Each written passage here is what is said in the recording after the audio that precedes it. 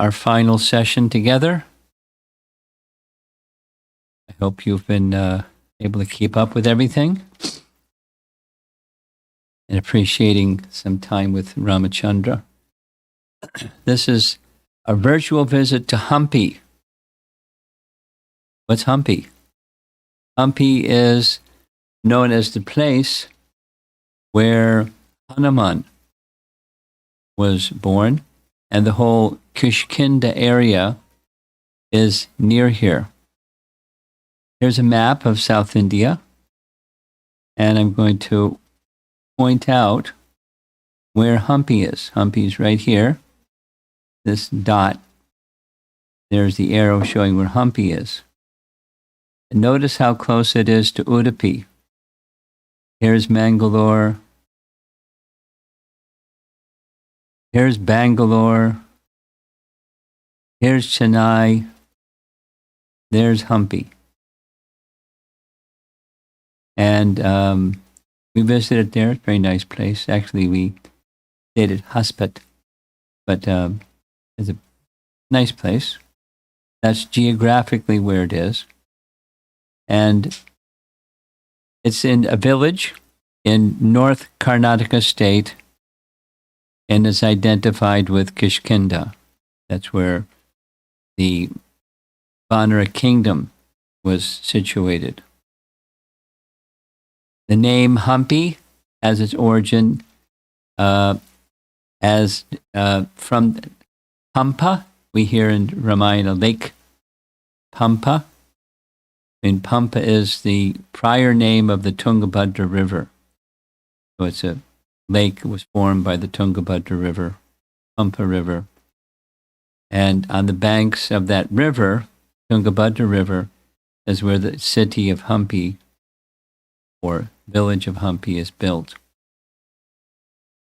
So we're going to visit 4 places virtually. And the first is the Anjanadri Hill and the temple up on top, Anjaneya temple at the top. And next we're going to visit a very interesting place, Yantrodharaka Hanuman temple in Hampi. And very close to that, Kodandarama temple, and then there's a Vittala temple. Very nice place. So we're going to visit those 4 places virtually.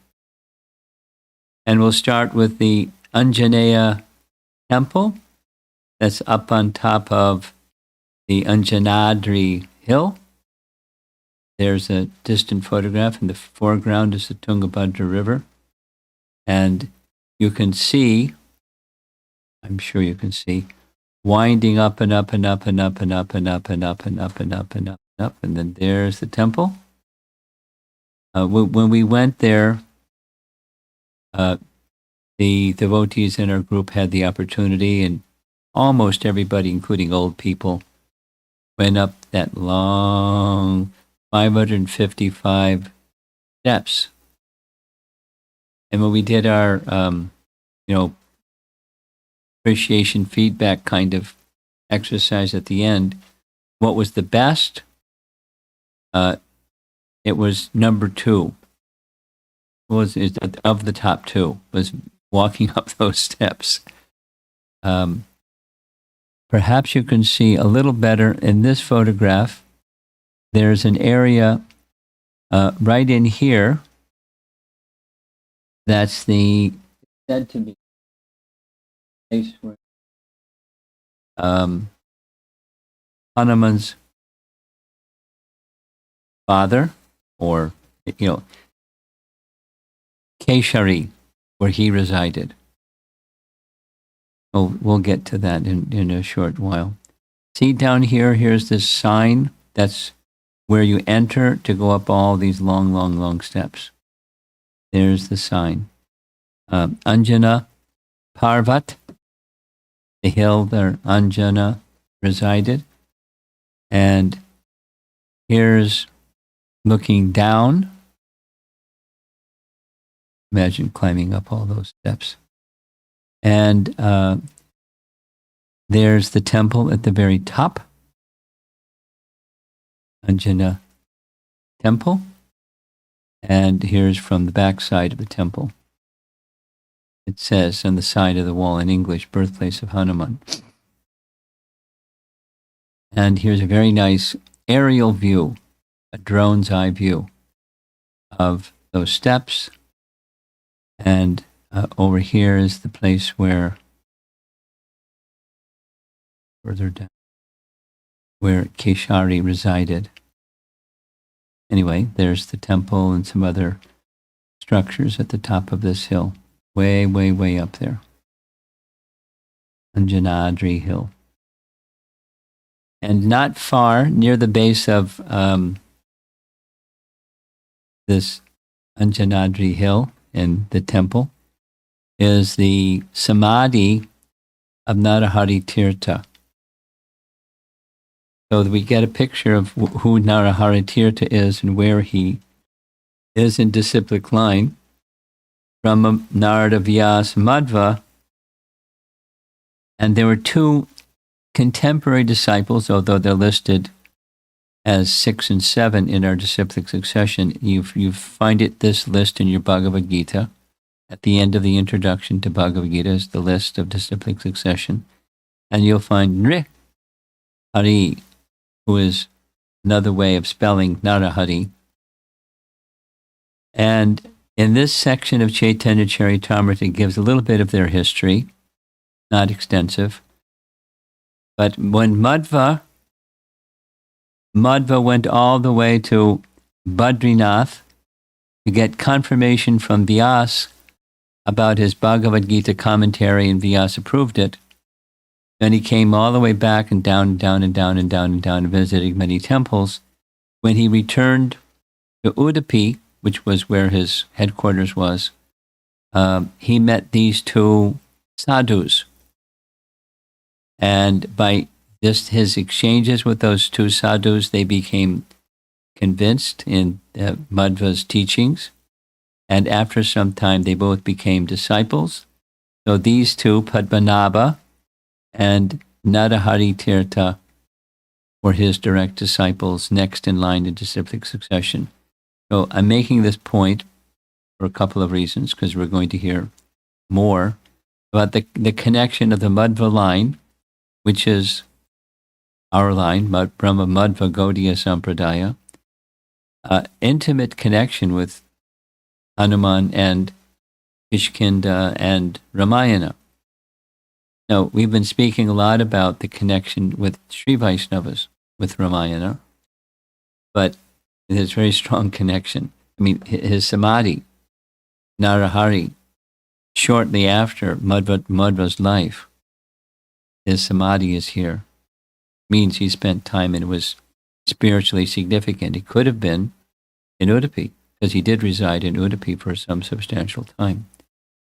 But the point I want you to make is, when the impression is made on me is, this is a very important place for Madhva followers.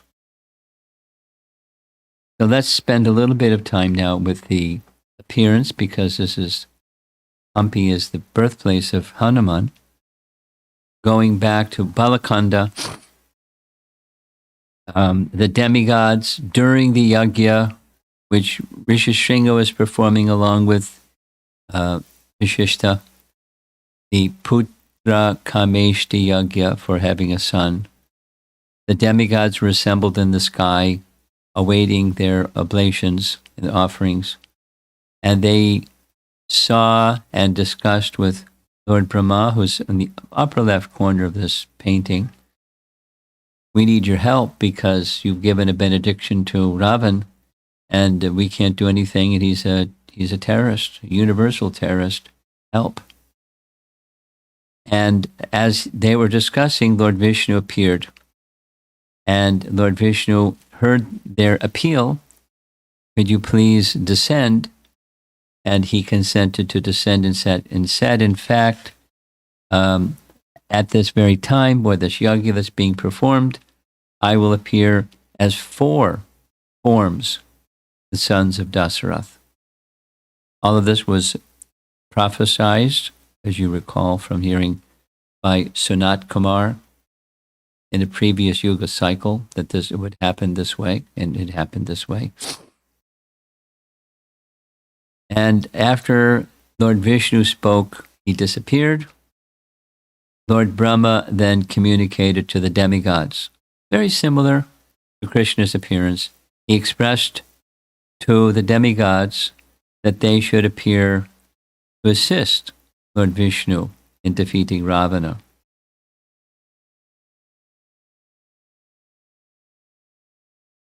I'll read. Vishnu is true to his promise, valiant and our well-wisher.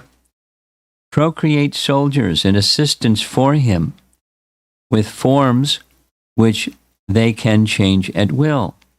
They should be conversant with magical spells, brave, swift as the wind in speed, conversant in politics, endowed with intelligence, equal to Lord Vishnu in prowess, indestructible, conversant with devices, endowed with supernatural bodies, these are Vanaras, knowledgeable about all types of weapons, and like the demigods who partake in the nectar of immortality.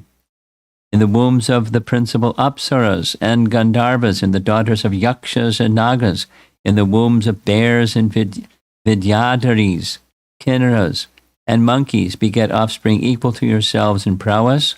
I have already begotten Jambavan, the chief of the bears, from my mouth. He was born suddenly when I once yawned.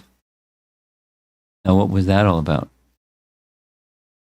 Jambavan it came directly from the body of Brahma at the very beginning of creation, at the very beginning of the day of Brahma. At the beginning of the day of Brahma, he has to recreate.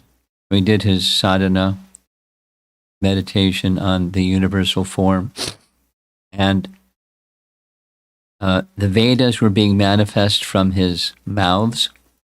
As he was manifesting the Vedas from his mouths, he yawned. When he yawned, that opportunity was taken by Madhu and Kaitaba to steal the Vedas. Then Brahma was very concerned.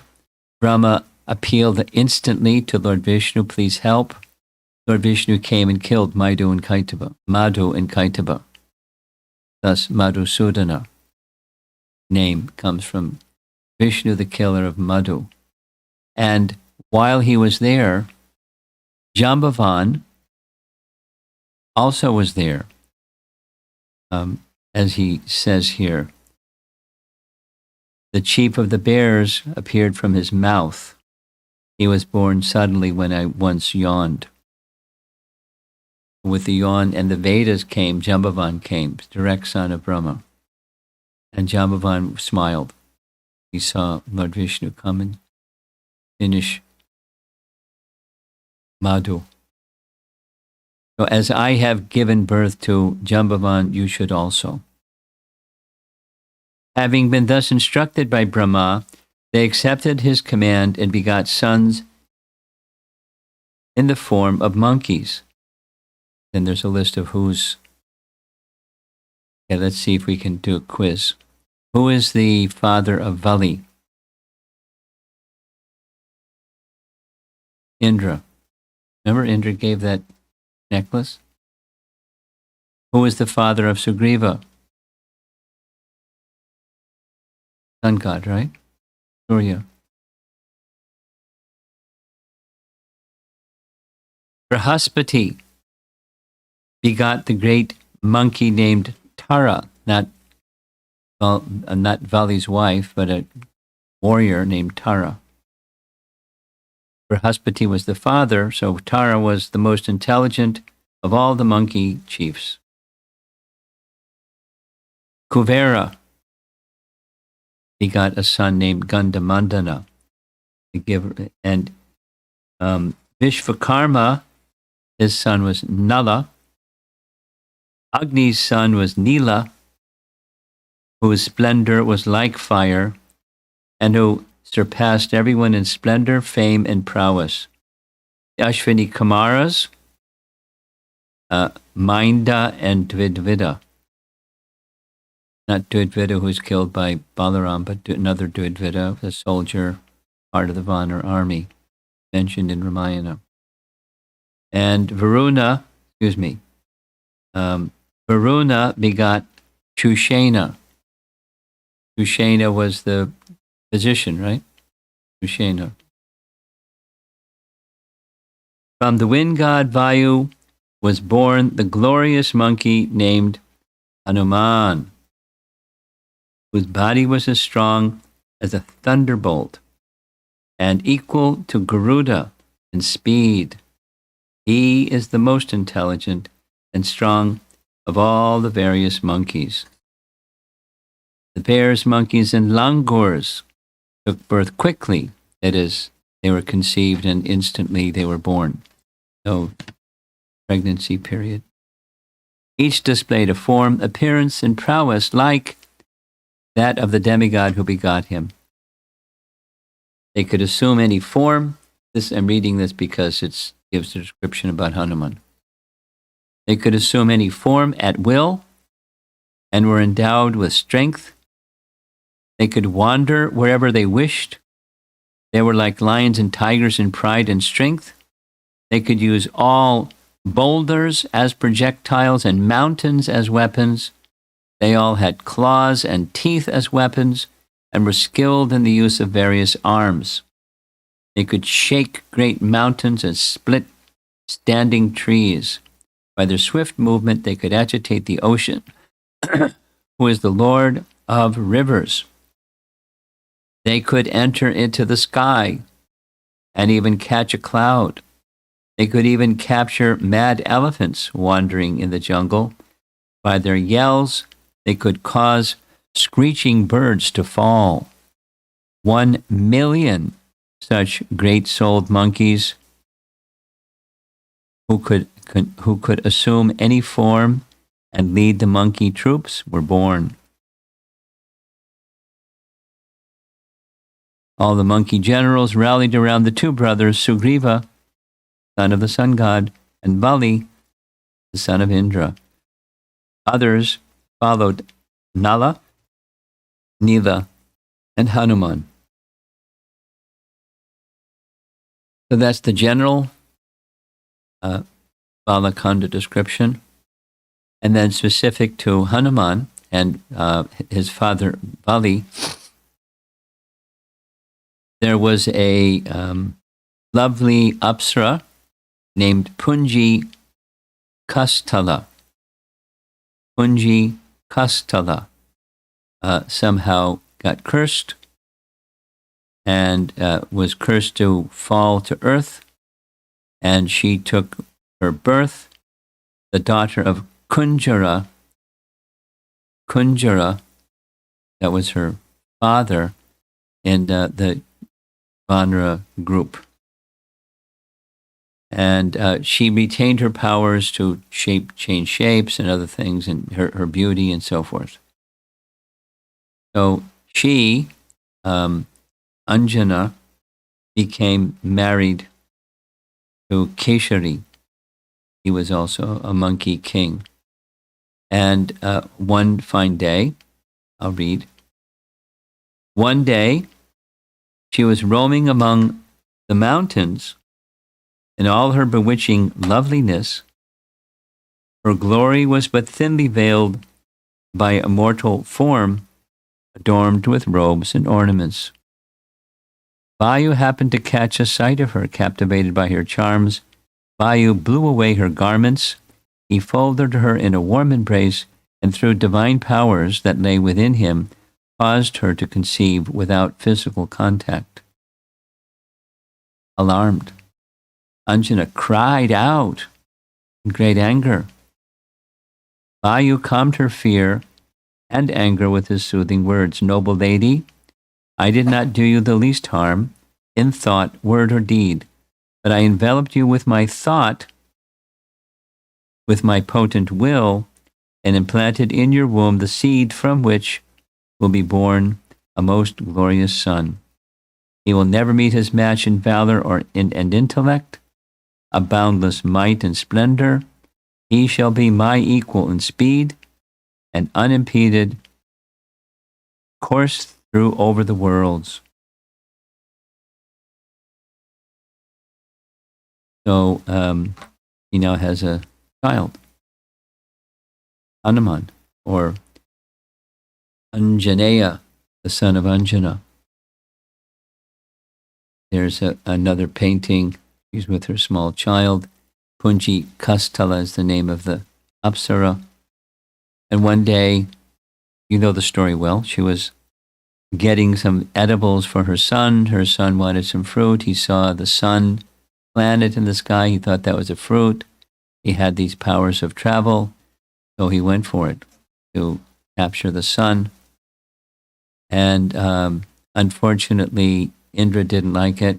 There's different versions of how he didn't like it, some involving Rahu and so forth. So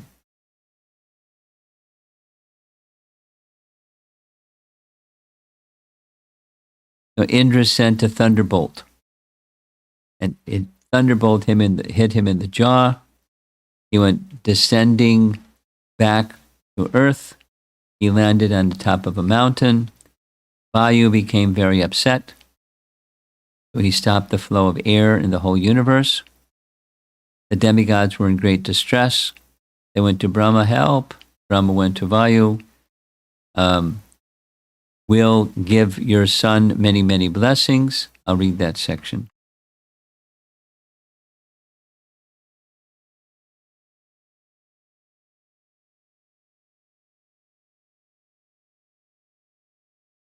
Brahma said, so there they are with Hanuman, who fell to the mountaintop.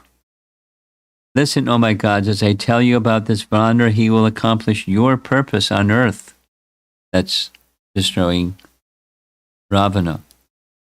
And become a famous servant of Vishnu. You should therefore all grant him boons.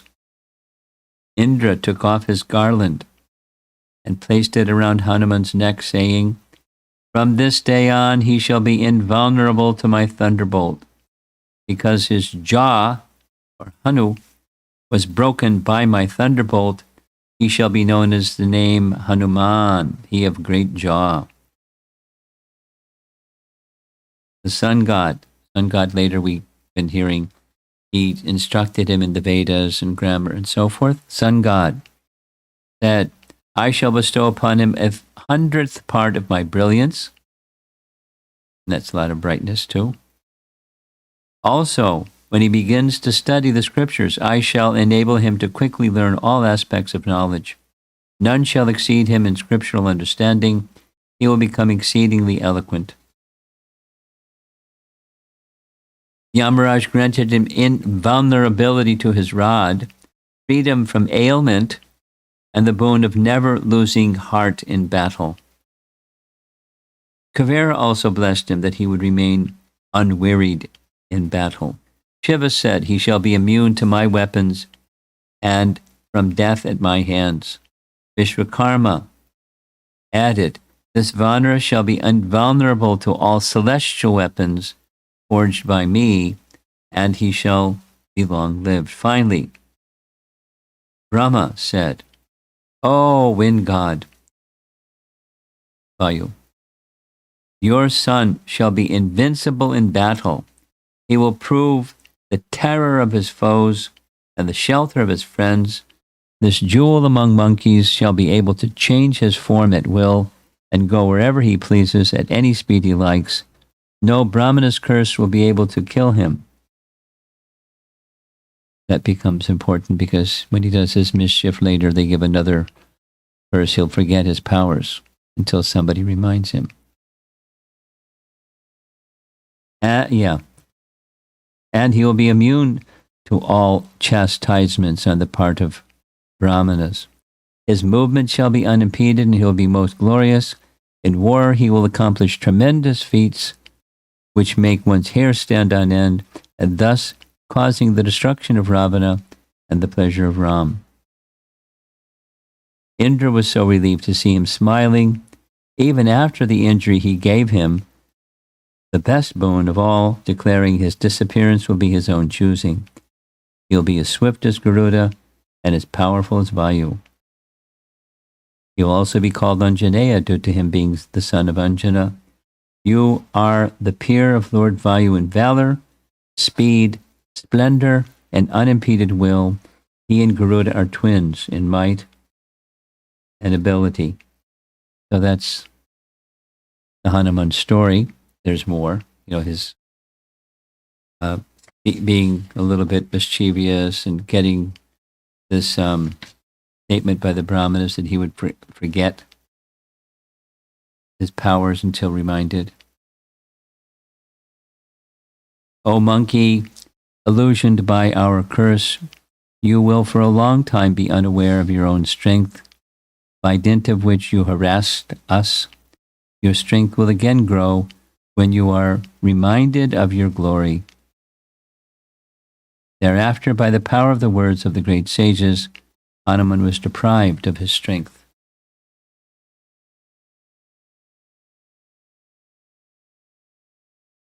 So that's the first place in Hampi. Very, very prominent place. Anyone goes to Hampi goes to Anjaneya Hill and goes up the 555 steps if they can physically. And what I was told is the persons who went, because I didn't go, I was busy preparing and everything. It has it's a very powerful place, not just the steps, but there's this sense of spiritual power in that temple. Then comes something that's quite mystical, this Yantro Dharaka Hanuman temple.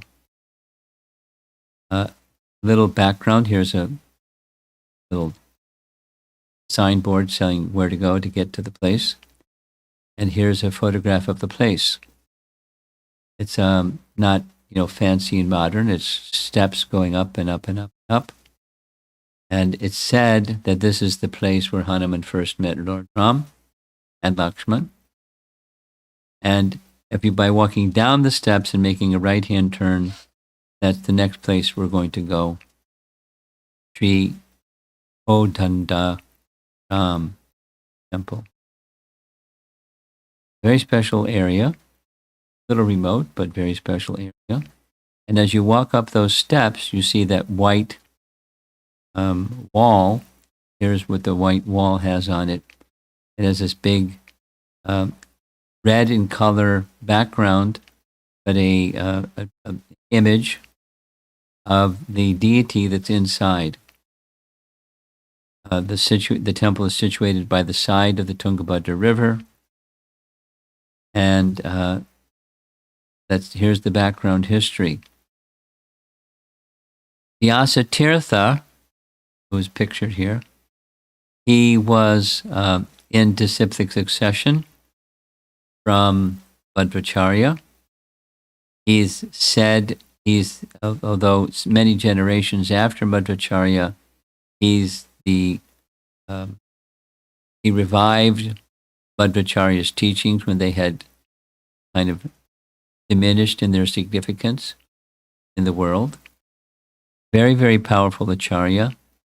I'll give you some numbers, but he was a contemporary with Chaitanya Mahaprabhu and Madhavendra Puri.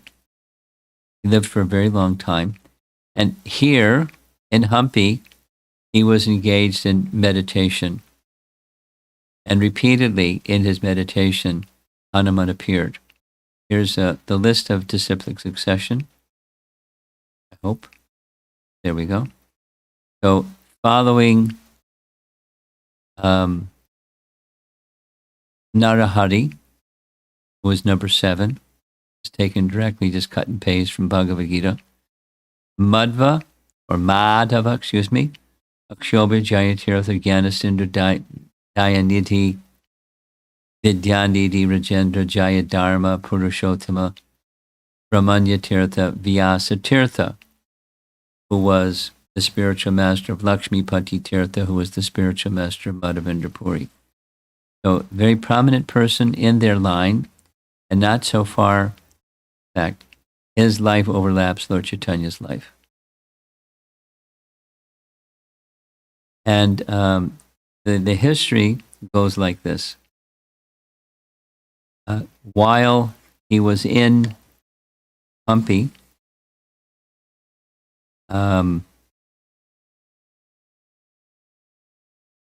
he was engaged in meditation on Hanuman. And as he was engaged in meditation upon Hanuman,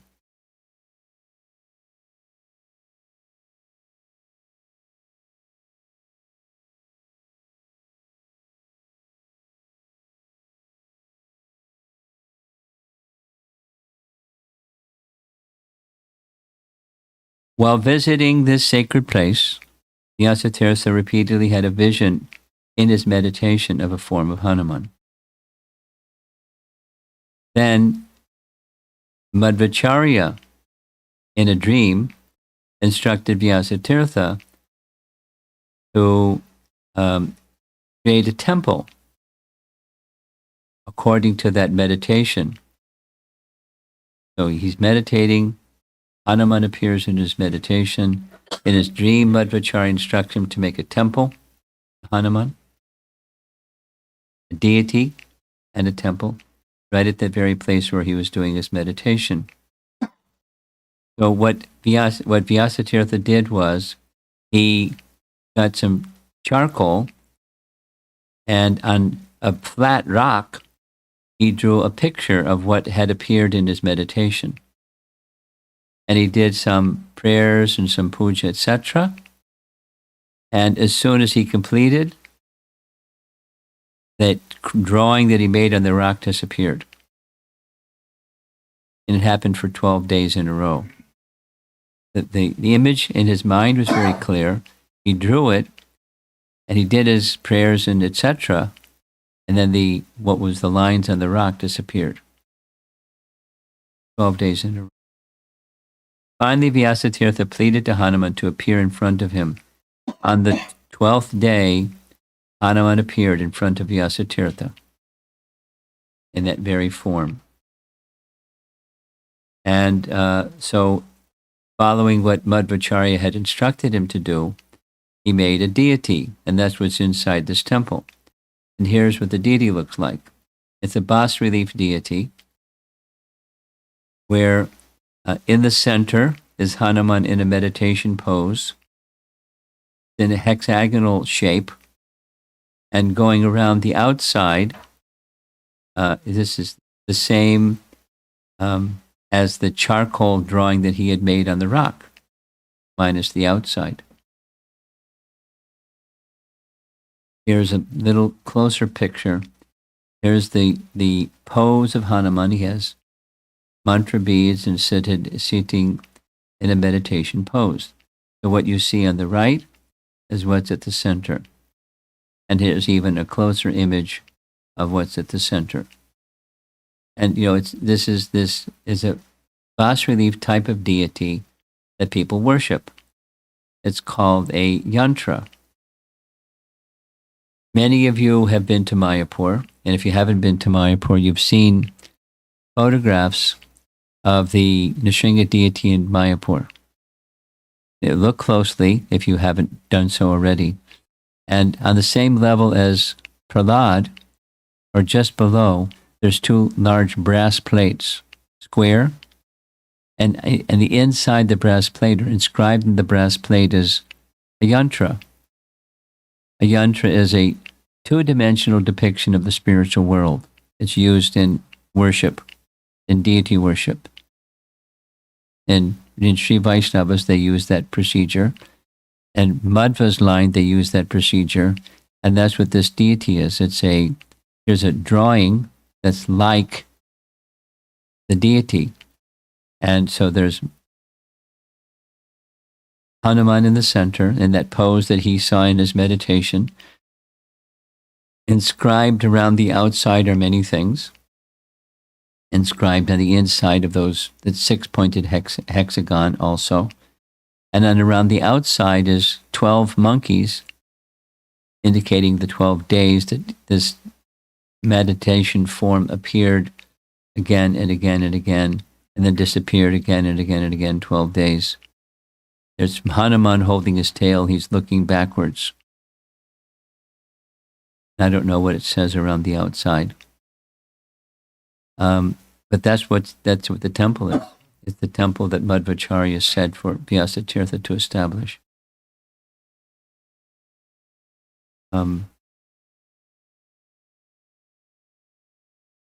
There's some very nice descriptions.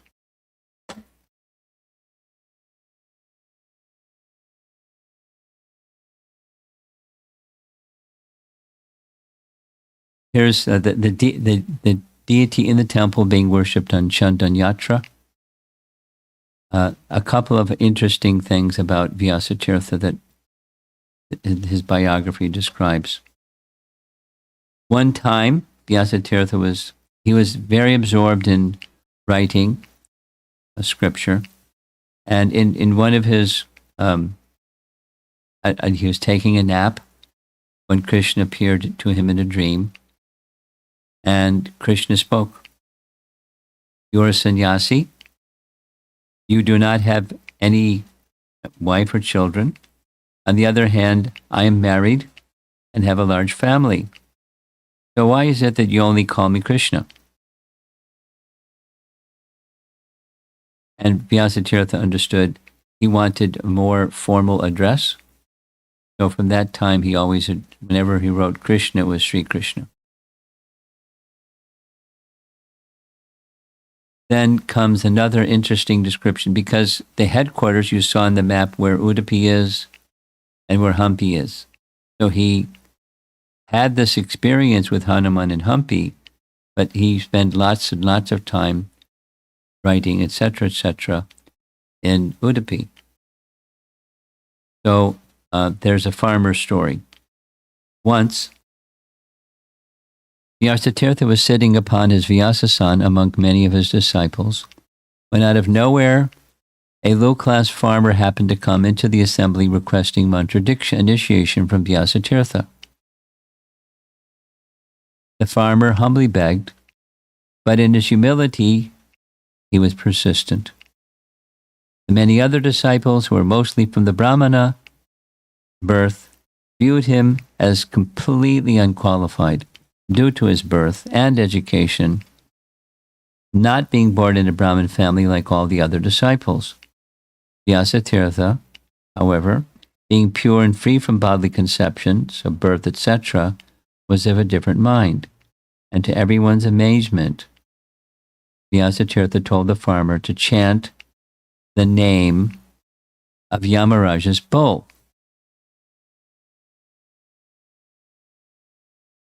And there's a painting of Yamaraj riding his bull.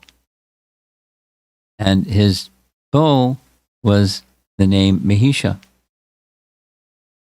So the farmer went away and came back after some time after chanting that name. And the farmer's voice was heard again. Swamiji, here he is. When the devotees peeked outside the mat, to their surprise, there was Yamaraj's bull, Mahisha, big as a mountain, right there outside the door of the mat. Now what shall I do, Swamiji? Vyasatirtha instructed him to take the bull to the river, where there was one huge boulder that hundreds of men couldn't move. The farmer went to the river and requested the bull to move that boulder out of the main stream of the river to allow the water to flow to reach the crop irrigation areas downstream. That rock itself was like an island amidst the river. The bull submerged beyond sight. Simply with the lifting of his hoof, the rock moved. To everyone's amazement, the water again began to flow. Soon after this incident, the bull returned to Yamaraj, his master. The farmer then asked Vyasatirtha for more service. Vyasatirtha, who was always compassionate, then engaged him in looking after the Goshal. There's a sculpture of Mahisha. the bull Yamaraj, and of course Yamaraj on his back. Not so long after that, the annual festival for the deity arrived, and a huge festival was put on for the Lord. The high point was the Abhishek bathing ceremony, in which the deity was to be bathed with many auspicious byproducts of the cow. However, just as the bathing commenced, the deity of Udupi Krishna suddenly disappeared right in front of everyone's eyes. Everyone was very confused, except Vyasatirtha, who asked all the assembled devotees to conclude as to what had happened. The debating took some time, and the disciples came to the conclusion that due to the offense of allowing a low-born farmer to look after the cows to produce the milk you needed for the puja, the Lord had disappeared.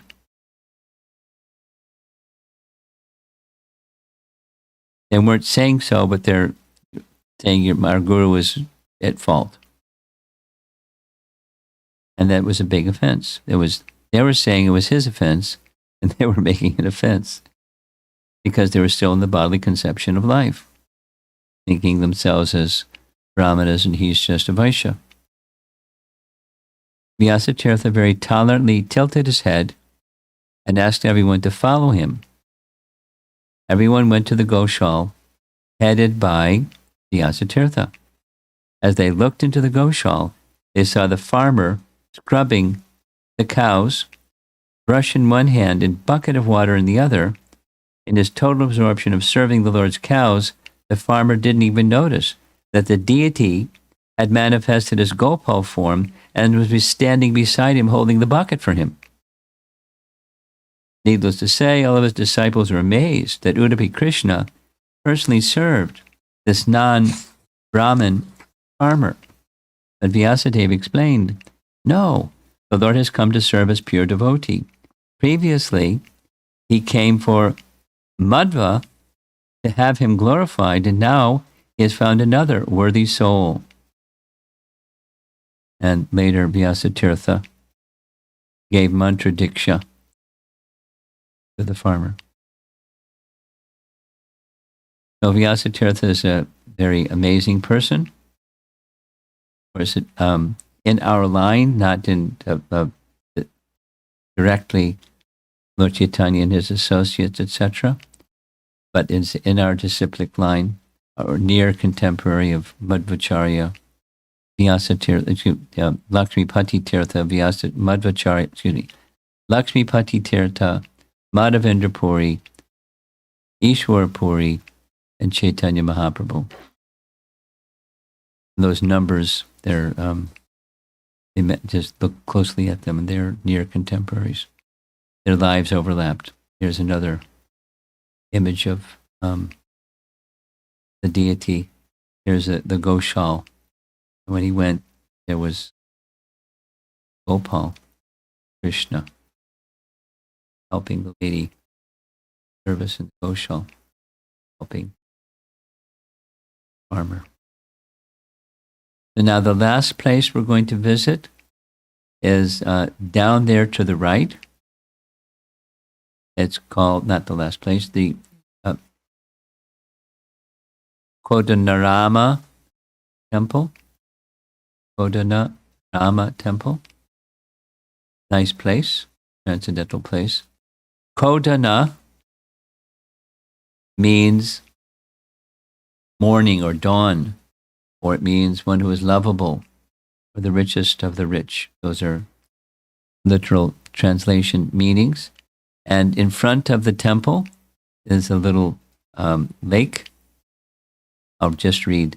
The deity commemorates the place where Sugriva first met Ram.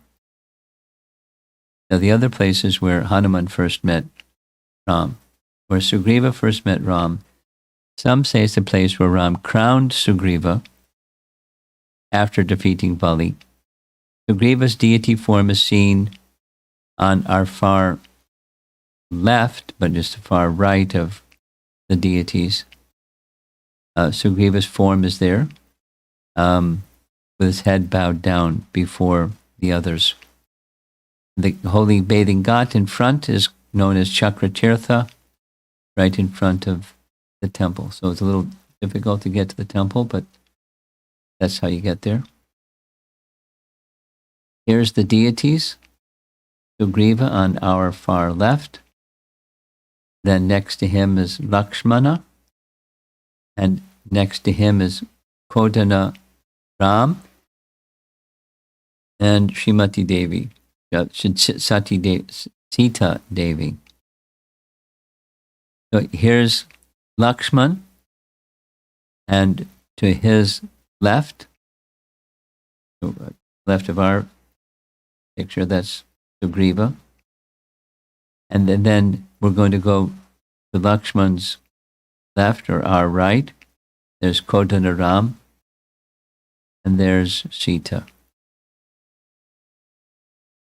There are some devotees that went there during our visit, and they had profound experiences at both of these places. They had kirtan, they offered prayers. I think Surabhi may be listening. I think she's listening. She said to me when she went there with some Chinese devotees, when she left, she looked outside and saw cows grazing everywhere. And there was kind of this feeling that just washed over her that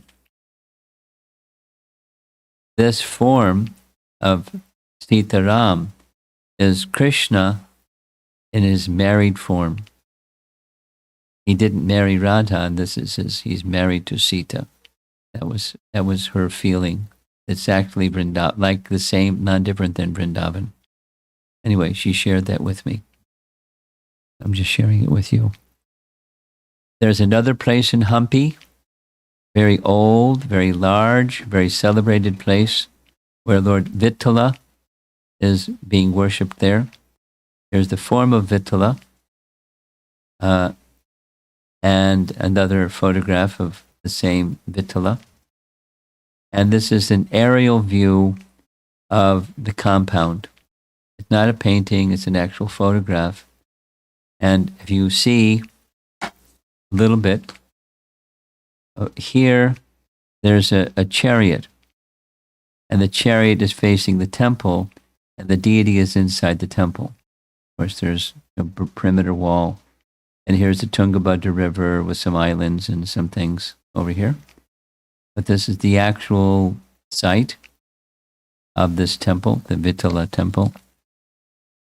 There's many photographs available of this one stone carved like a chariot.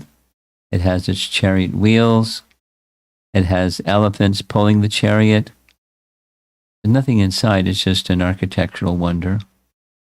Of course, there's the Gopuram, or the entryway. Celebrated place. One stone carving. Who knows how many people and how long it took to make this. And the Vittala temple deity is inside. Now, I don't know if the Vittala deity is still inside, because it would seem that there will be a lot more people coming to take darshan. It looks like more like a tourist place where they're taking photographs of the architecture of this photograph. But I don't know, I didn't go. So there are many such places. This is just 4 of the places in Hampi, and just sharing, in honor of Hanuman, because it's the place where Hanuman made his appearance. Now there's something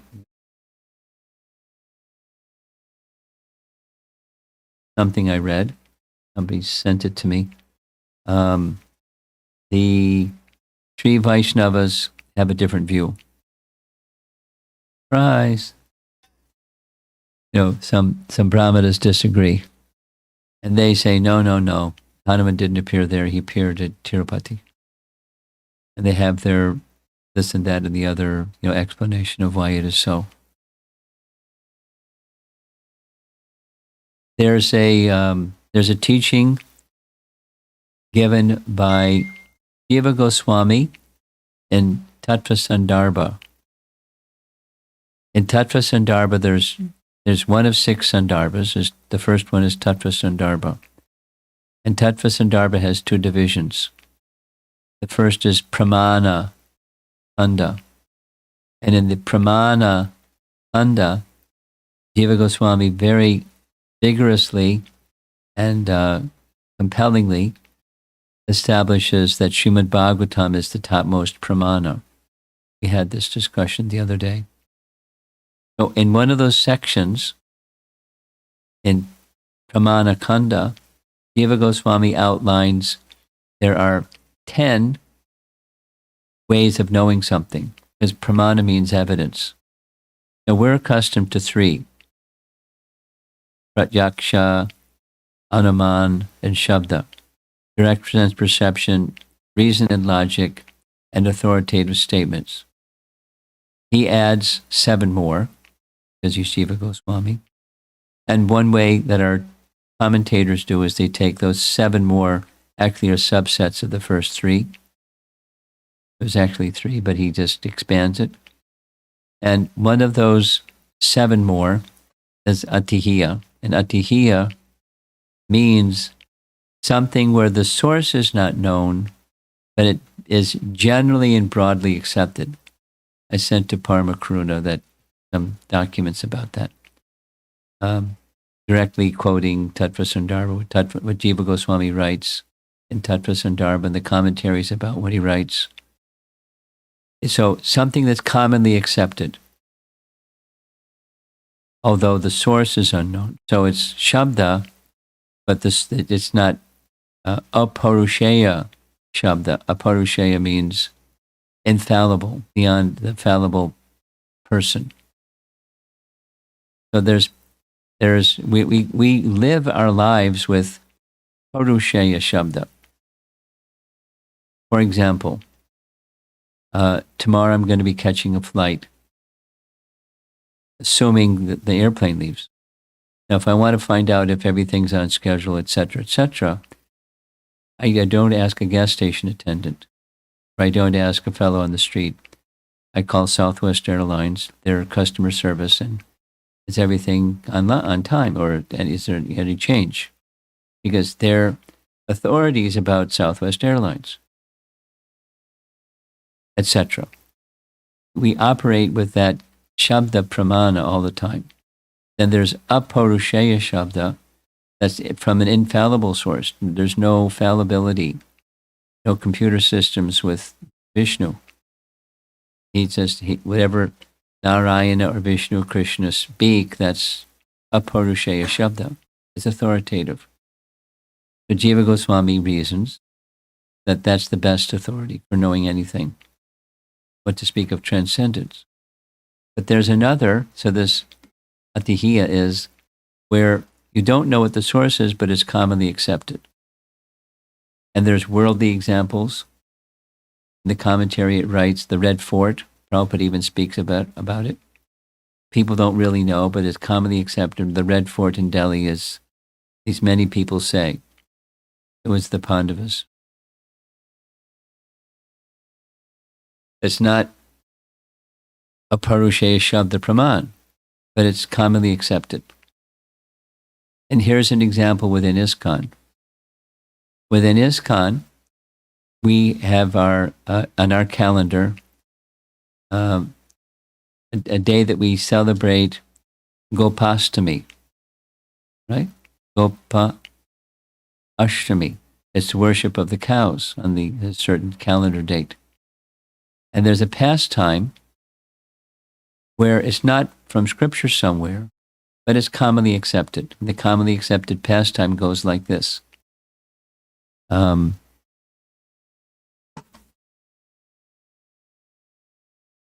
Gopastami Day, there was a desire, both Radha and Krishna, to worship, to meet one another. But Jatila was intervening. Radharani couldn't leave. Krishna couldn't come. He was, blocking their meeting. So Krishna was in great despair. Purnamasi saw Krishna was in great despair. She arranged the following. She sent, or Vrinda Devi sent, Subal. Subal is one of Krishna's cowherd boyfriends, who was about the same height as Radha, close to the same complexion as Radha, and Subal was sent to Radharani's home in Yavat. I'm going to narrate this when we do our virtual Vrindavan Yatra, because we're also going to visit Yavat. There's some nice pictures that go along with it. The plan was he would tell, so he told Jatila, what are you doing here? A calf is missing, and I'm looking for my missing calf.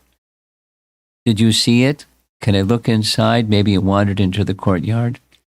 And Jatila was very rude, but didn't want to offend it looking for the calf, so he let her go look for the calf.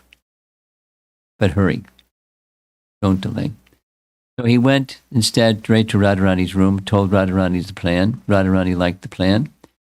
Radharani gave Subal her clothing, and Radharani took Subal's clothing, and Radharani left the house carrying a calf across her chest, and said in a voice sounding like Subal's voice, I found the calf, thank you very much.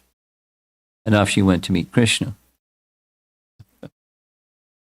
And Subal is in Radharani's room dressed like Radharani. So now, in our ISKCON temples, many of our ISKCON temples that have Radha Krishna deities, you'll see on Gopastami Day. If you ask temples that have Radha Krishna deities, they'll send you maybe. I have a collection. And, Radharani's carrying a calf. Some actually have it across her chest. Some just have it under her arm or something, to commemorate a pastime that has no certainty where it comes from, but it's widely accepted. It's accepted in Braja. And so it's in that category of understanding something, a pastime of Radha and Krishna. So, I forget why I was giving this example. Can somebody remind me why I'm giving? Huh? Hanuman what? Oh, yeah. Sri Vaishnava is saying he was born over here in Tirupati. He was born over here in Tirupati. But for such a long time, how long, who can say? But everyone's been understanding. So it's just accepted. That's whatever the Sri Vaishnavas say, they can say that's nice. Hampi is his birthplace. Where's the evidence? They have some evidence, and people over there have some evidence, and that's his birthplace. Okay, so let's see if there's some discussion. Now, 7:30. Any comments or thoughts or questions? Anything?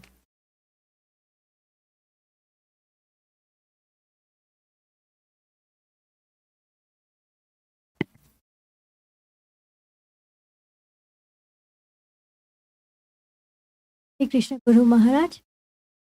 I've just heard from different sources that Lord Hanuman nation.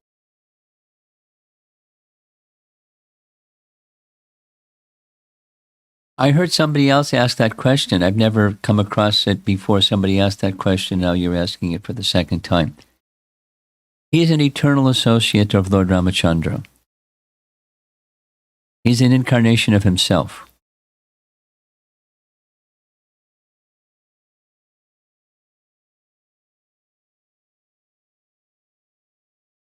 Is Dasrath an incarnation of somebody, or is Lakshman an incarnation of somebody? He is Lakshman. And Hanuman is Hanuman. He's an eternal associate of Lord Ramachandra. I don't know about this other thing. I don't know where it comes from or anything. So I can't comment on where it comes from or what is it. Hanuman is Hanuman.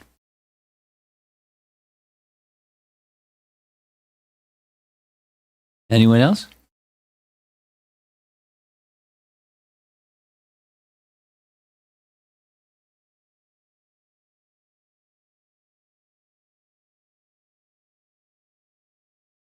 I'll wait a little bit so you see if something stirs and bubbles to the surface.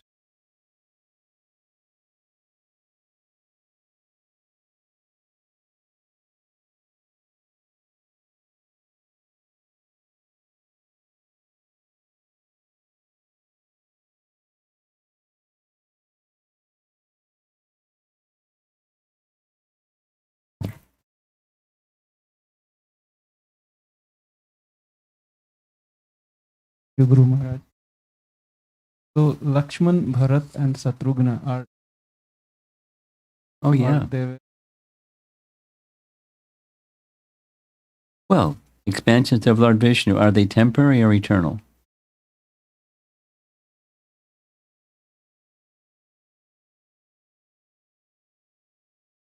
To say expansion is not a chronological phenomena. It's an ontological, but not a chronological phenomenon.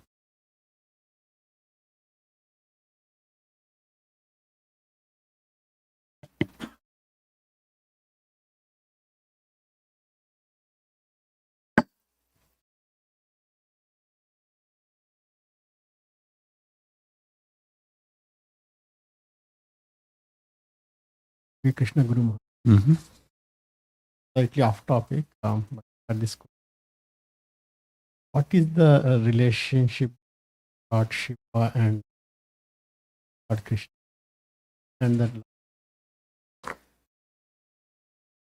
So is he a spiritual, from the spiritual arena or in the material arena?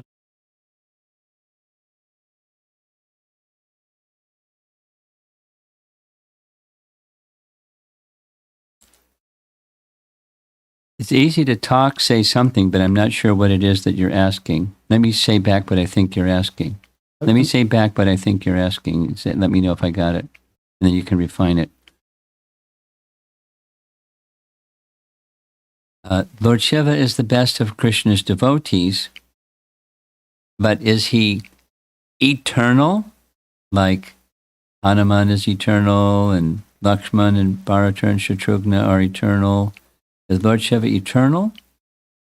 Or is Lord Shiva not eternal? He manifests with creation, then he disappears after creation, and it's not an eternal personality. Is that your question? Yes, Maharaj.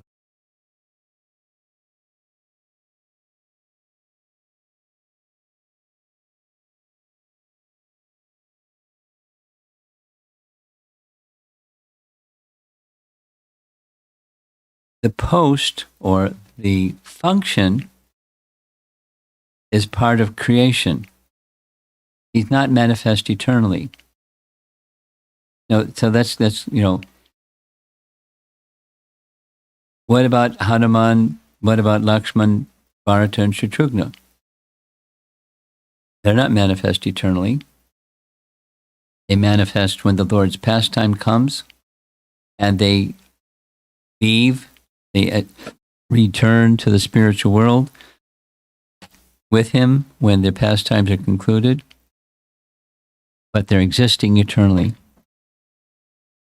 Lord Shiva is not existing eternally. Lord Shiva is an aspect of creation.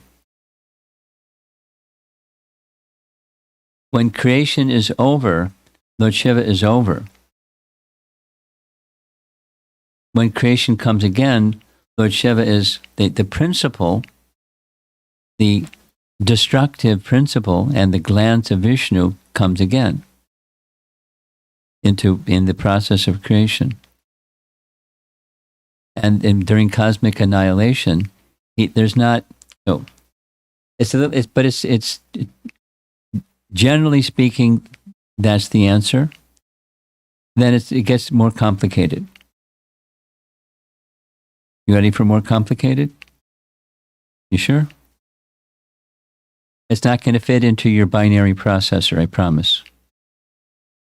There's multiple abodes of Lord Shiva. I have a whole class to discuss that. The abodes of Lord Shiva range from Sadashiva, who's non-different than Vishnu. There's Shiva Loka, that's beyond the material creation. There's Kailash, that's in the heavenly region. So the Shiva that most people are aware of is that Shiva who's in Kailash. He's one of the demigods in charge of destruction. Another abode is at the bottom of the universe where the Rudras go when it's time for cosmic annihilation. They were instructed by Brahma, just wait, go down there. And when the fire of devastation comes from the mouth of Anantashesh, they do their dance and it spreads the fire. The Rudras assist in the process of creation. So the Lord Shiva that most people are aware of, the Lord Shiva, you'll see it twice, the Lord Shiva that most people are aware of when they say Shiva, they think of Shiva. He's a demigod that appears at the beginning of creation until the end of a cosmic annihilation, and his presence in the universe is over. But then there's these other two abodes, besides the bottom and in Kailash, that's in the heavenly realms. There's Shiva Loka, that's beyond creation. Maheshdam, as we find in Brahma Samhita. Correct?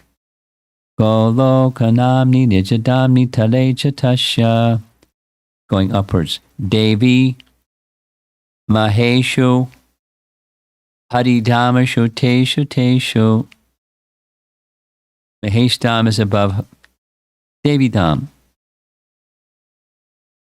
Maheshdam or Shivaloka. So a nice place for you to read and get a deeper understanding if it's something you're really interested in. You have to spend some time with it. You'll find some understandings in Brihat Bhagavatamrita, where Gopakumar goes through the layers of the universe, and that's really astounding. And then he's on the other side, beyond the last covering of the universe, and he experiences the Brahmajyoti, and that's pretty amazing. And then when that's over, he experiences Lord Shiva coming from Shivaloka, descending into the material world from Shivaloka. It's beyond the material world. It's beyond the purview of that which is created and destroyed.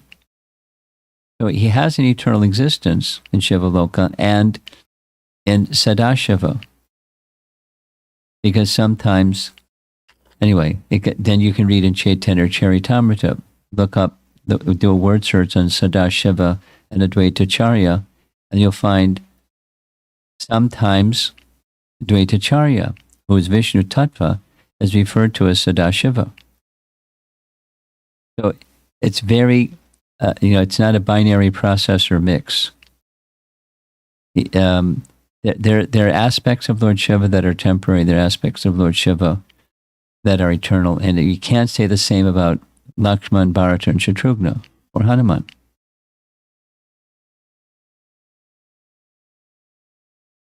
They're not aspects of them that are non-eternal, that come for the purpose of creation and annihilation. So it's a complicated tattva.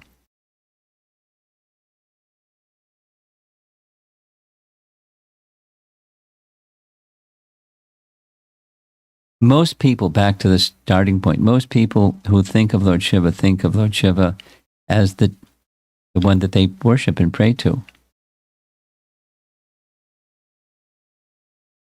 for material benedictions. That's common. Okay, is that? Yes, Guru Maharaj. Thank you. Sorry for the complication, but that Shiva Tattva is complicated. And it's not easy to understand. Can you wait till you get the microphone? Speak into the microphone. Turn the speaker towards me because her voice is not so strong. Thanks. Go ahead. Yep. Brihat Bhagavatamrita, that one? Yes. Brihat, it's a BBT publication. Do you have copies at the bookstore? Who's in charge of the bookstore? Okay. See Parmakrun and he'll help you out. Brihat Bhagavatamrita, the BBT publication, with very elaborate commentary, and it's a 301 literature, not a 101. It's not a 201. It's a 301. You need binoculars to, fathom what's being presented there. Very elevated literature.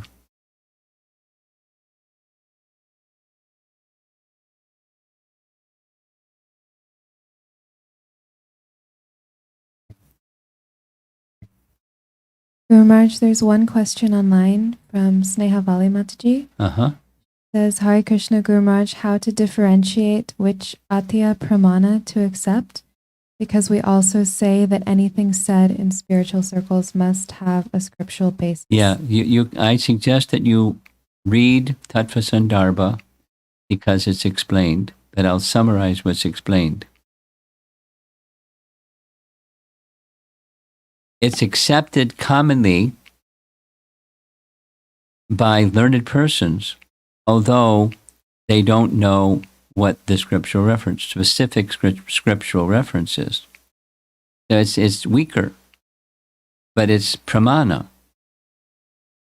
Now there's other things that are said in, circles of spiritual conversation where it's not commonly accepted and somebody over there says it.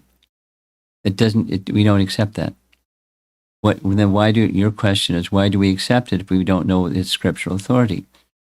The answer is, it's in a separate, weaker, but separate category of pramana and is commonly accepted.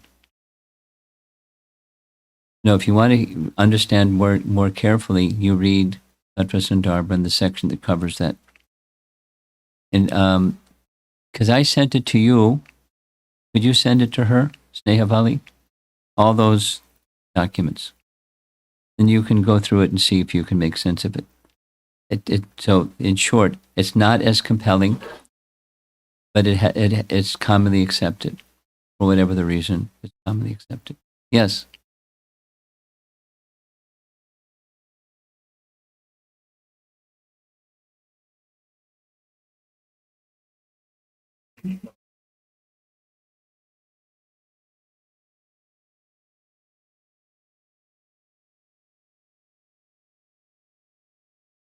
No, it's not. There's not a lot. Yes. Thank you. Well, yeah, because there is more, and there's more than more. So you send it to her. Where did it come from? That more that I sent you? Oh, I don't have more than that. Don't ask the question again.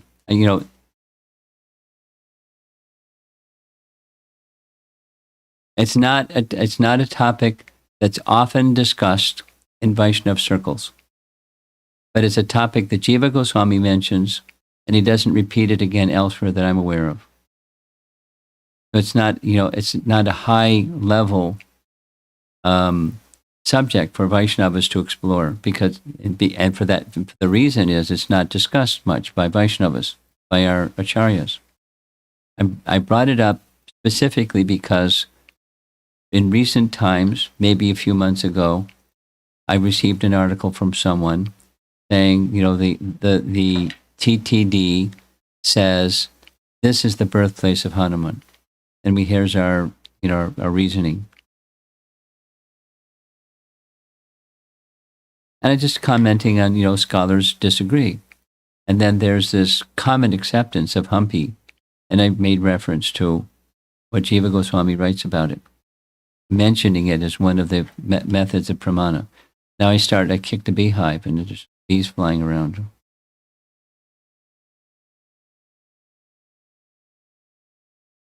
I'm fine with Hampi as the birthplace of Hanuman. And let the TTD people be happy with what they put together and promote what they're putting together, what they're promoting, and it's fine. And, I'm just going to smile, and Hampi is the birthplace of. Yes. Hare Krishna Guru Maharaj, I have an off-topic question. Same topic? Off-topic, Okay. but it got reminded of a question since we in Brahma Samhita. So this came up. So we were the crux is in Brahma Samhita when we talk about Aditya Narayan, like the Surya Dev. There is one verse, and I can't remember it. Savita. But I attended your seminar many years ago, but memory I can't recall what exactly you had discussed. But what I remember is that correct that even Aditya Narayan is a form of Vishnu. I mean that's what stuck with me all these years. But when we were discussing it again recently, I could not give more. Say more about it. What? A nice scriptural reference place for you to go to is with Bharat Maharaj. In the 5th canto of Bhagavatam, when Bharat Maharaj takes leave of his kingdom and goes to the forest to do what he does, there's commentary, Prabhupada's commentary, that's describing what he's meditating upon. And there's information, as best as I can gather, is he is chanting Brahma Gayatri, but he's not worshiping the sun god, he's worshiping Surya Narayan, who is Narayan. So that's the same, Aditya. The presiding deity of the sun is the sun god, but the sun god is worshiping someone. He's not worshiping himself. He's worshiping Surya Narayan. And that's the Aditya reference. Behind, whenever Surya is mentioned, behind Surya is his worshipable deity. Does that make sense? Does that answer your question? I guess that's what I went with.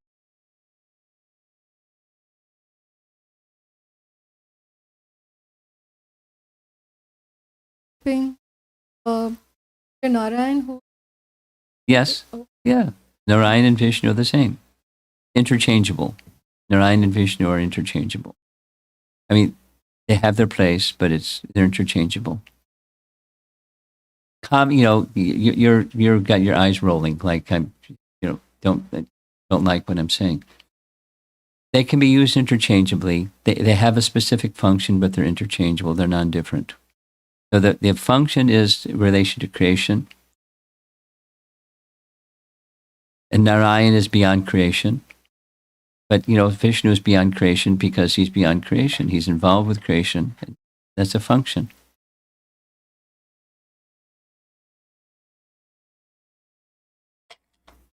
So whether you say Vishnu, Aditya Vishnu, or you say it, Surya Narayan, it's the same. The language is different, but it's the same. Supreme person. As opposed to the sun god, who is not the supreme person. That's the distinction that's important to make.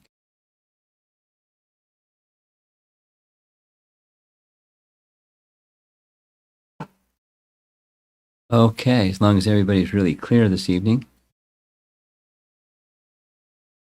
Nice note to end on after 2 weeks. Chaos. Anything else? Or we're going to end? Okay, thank you very much. Prabhupada Ki.